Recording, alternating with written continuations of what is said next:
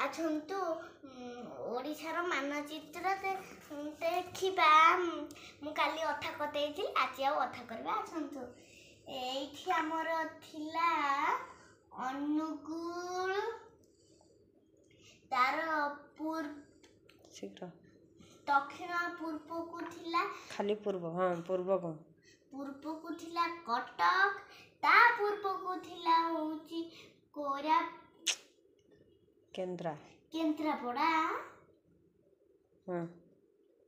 କେନ୍ଦ୍ରାପଡ଼ା, ତା ମଝିରେ ଥିଲା ହଉଛି କନ୍ଧମାଳ,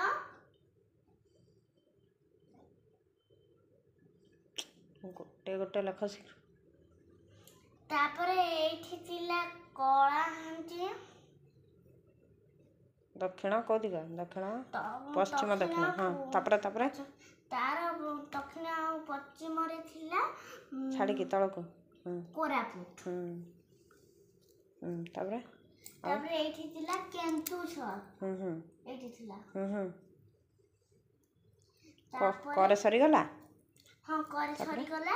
ଏବେ ଖରେ ଆମେ ଏଇଠିକି ଲେଖିବା ଖୋର୍ଦ୍ଧା।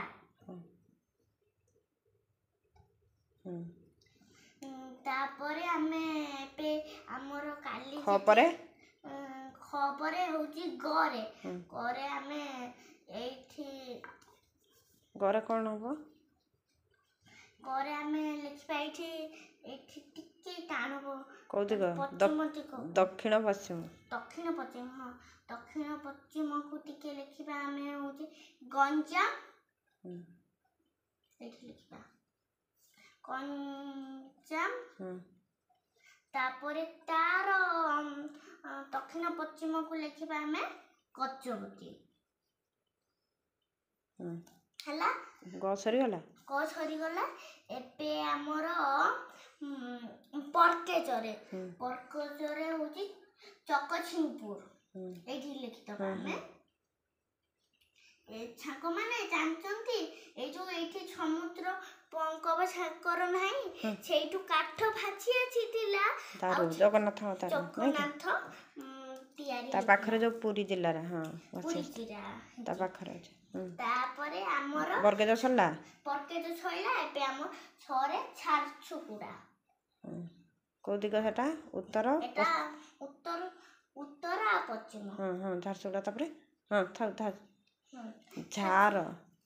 ଝାରସୁଗୁଡା। ତାପରେ ଝପରେ ଢରେ ଢେଙ୍କାନାଳ। ଏଇଠି କ ଆଉ ଅ